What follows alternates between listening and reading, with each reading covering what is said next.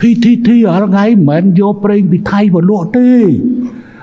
PTT យកប្រេងពីសិង្ហបុរីពីម៉ាឡេយកមកលក់ហើយអត់ទៅចាក់សាំងទៀតអានឹងក៏ហើយទៅចឹងវាទៅជ្រុលអានឹងវាទៅជ្រុល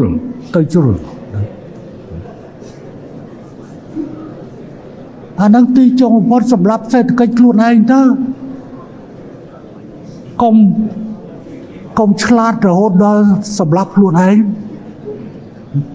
នេះជាវិធីដែលសម្រាប់ខ្លួនឯង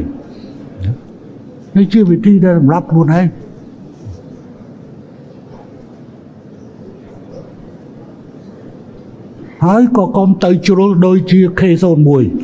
ដែលខ្ញុំបង្ហោះវាទៅធ្វើយុទ្ធនាការដើរសុំតំណែងតាមហាងយកទៅដុតរត់ដល់ផ្ទុះអាកំប៉ុងទឹកដោះគោយកទៅដុតព្រោះវាផ្ទុះអាហ្នឹងវាទៅជ្រុលនិយមហើយទៅជ្រុលនិយម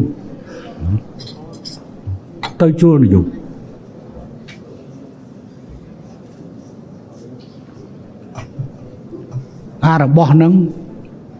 យើងយកលុយទៅទិញគេយកមកយកលុយទៅទិញគេណាដើម្បីយកមកហើយអញ្ចឹងតើឲ្យគ្នាទៅមិនបញ្ហាសំណូមពរធ្វើតែប៉ុណ្ណេះទេសុំលក់អានឹងឲ្យអស់ទៅតែកុំឲ្យយកមកទៀត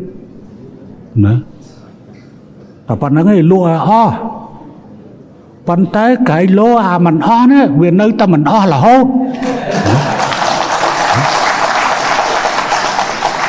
ប្រយ័ត្នណា